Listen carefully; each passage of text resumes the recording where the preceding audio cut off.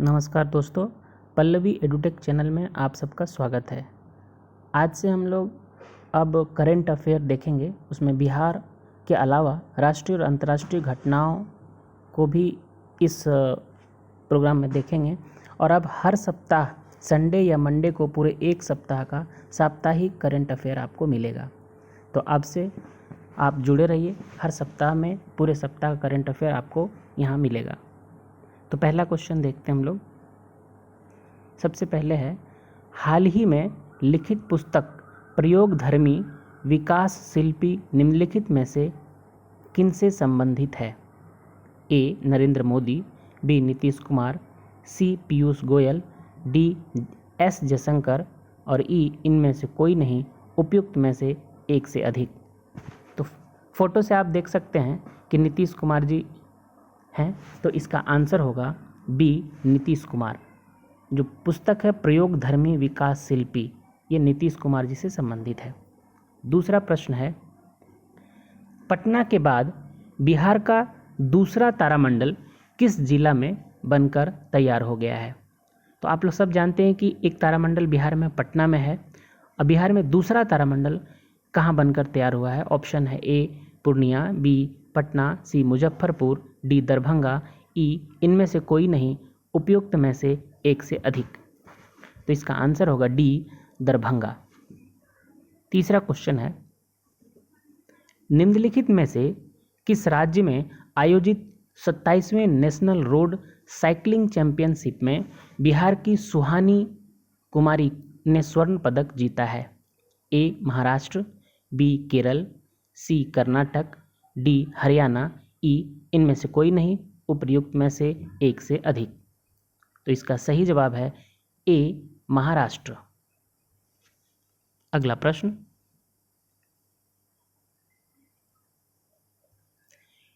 इस वर्ष मनाए गए प्रवासी भारतीय दिवस के 17वें संस्करण की थीम क्या है? A. Diaspora reliable partners for India's progress in Amrit Kaal, B. Nation first always first, C. Social interdependence and D. Vasudhaiva Kutumbakam, ई. इनमें से कोई नहीं, उपयुक्त में से एक से अधिक। तो सबसे पहले इसका आंसर देखते हैं।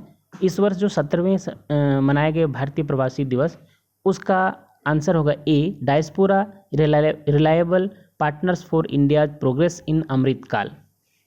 यह मनाया कब जाता है? यह हर साल 9 जनवरी को मनाया जाता है।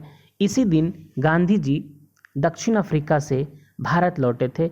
इसी अवसर पर हर वर्ष 9 जनवरी को प्रवासी भारतीय दिवस मनाया जाता है। इस वर्ष 17वां था, याद रखेंगे, 17वां भारतीय प्रवासी दिवस मनाया गया, 9 जनवरी को मनाया जाता है।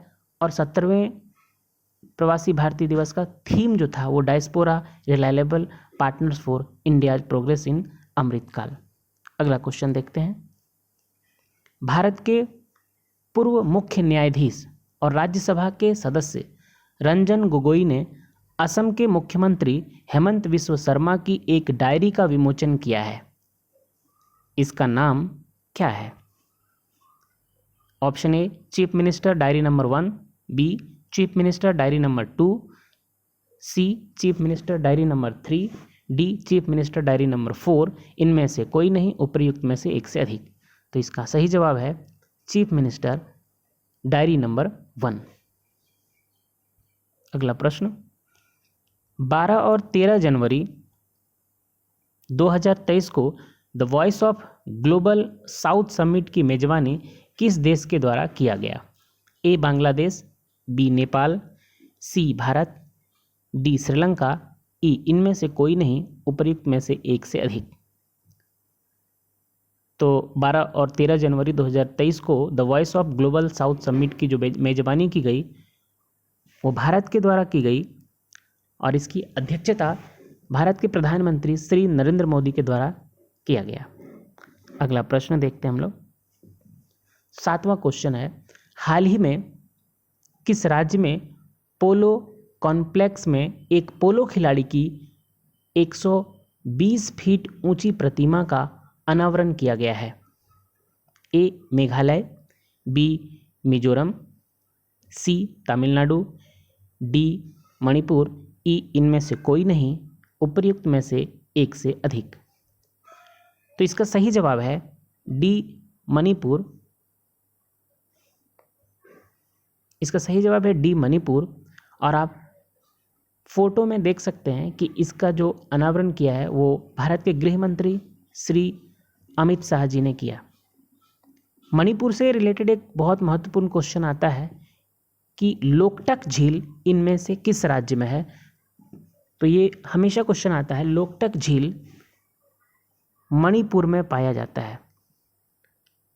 लोकटक झील ये मणिपुर में पाया जाता है। लोकटक झील से क्वेश्चन बहुत आते हैं, मणिपुर में है। अगला क्वेश्चन हम लोग देखेंगे, 8वां क्वेश्चन। हेनले पासपोर्ट इंडेक्स 2023 के अनुसार लगातार 5वें वर्ष किस देश का पासपोर्ट दुनिया के सभी पासपोर्टों में सबसे शक्तिशाली है? ए जापान, बी चीन, सी अमेरिका, डी फ्रांस और ई इनमें से कोई नहीं, एक से उपयुक्त में से एक से अधिक। तो इसका सही जवाब है ए जापान। इसमें आपको बताना है कि 2023 में हेनले पासपोर्ट इंडेक्स में भारत का रैंक क्या है। आप लोग कमेंट करके बताइए कि हेनले पासपोर्ट इंडेक्स 2023 में टॉप पर तो जापान है, पर भारत का रैंक क्या है? अगला क्वेश्चन ये रहा। व्यापक प्रवासन और गतिशीलता भागीदारी समझौता, फिर से देखिए, व्यापक प्रवासन और गतिशीलता भागीदारी समझौता पर भारत ने किस देश के साथ इस एग्रीमेंट पर साइन किया? A Australia, B Austria, C Japan, D Indonesia, E इनमें से कोई नहीं, उपर्युक्त में से एक से अधिक। तो इसका सही जवाब है बी ऑस्ट्रिया। अगला प्रश्न, 10वां क्वेश्चन।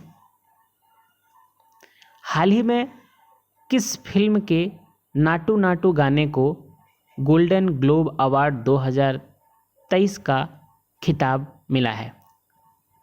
ऑप्शन है ए ब्रह्मास्त्र, बी अवतार 2, सी RRR, डी राम सेतु और ई इनमें से कोई नहीं, उपर्युक्त में से एक से अधिक। तो इसका सही जवाब है CRRR। बहुत ही फेमस गाना, सभी लोग आप लोग जानते होंगे कि नाटू नाटू गाने RRR मूवी से है। अगला प्रश्न, हाल ही में किस देश के पूर्व और अंतिम राजा कॉन्स्टेंटाइन का निधन हुआ है? ए वियतनाम, बी इंग्लैंड, सी ग्रीस, डी म्यांमार, ई इनमें से कोई नहीं, उपर्युक्त में से एक से अधिक। जो अंतिम राजा थे कॉन्स्टेंटाइन, जिनका हाल ही में निधन हुआ, वह ग्रीस देश के राजा थे। और आप लोगों को पता है ग्रीस को ही यूनान कहते हैं। ग्रीस और यूनान एक ही देश का नाम है। तो क्वेश्चन में आ सकता है कि यूनान के अंतिम राजा का नाम क्या था, या नाम देकर हाल ही में निधन हुआ उनका, वो किस देश के थे? तो ग्रीस या यूनान। अगला प्रश्न देखते हैं हम लोग, 12वां क्वेश्चन, ये आखिरी है। उत्तराखंड सरकार ने हाल ही में महिलाओं के लिए सरकारी नौकरी में कितने प्रतिशत के आरक्षण को मंजूरी दी है? ऑप्शन से ए 30%, बी 33%, सी 25%, डी 50% और ई इनमें से कोई नहीं, उपर्युक्त में से एक से अधिक। तो इसका सही जवाब है ए 30%। उत्तराखंड सरकार ने हाल ही में महिलाओं के लिए 30% आरक्षण का प्रावधान को मंजूरी दी है। तो ये इस सप्ताह के करंट अफेयर से प्रश्न थे। अगले सप्ताह फिर पूरे सप्ताह का करंट अफेयर आपको मिलेगा। तब तक के लिए हमारे चैनल पे मैथ्स और जीएस के क्वेश्चन आते रहेंगे। आप लोग चैनल को सब्सक्राइब कीजिए और चैनल से बने रहिए। Thank you.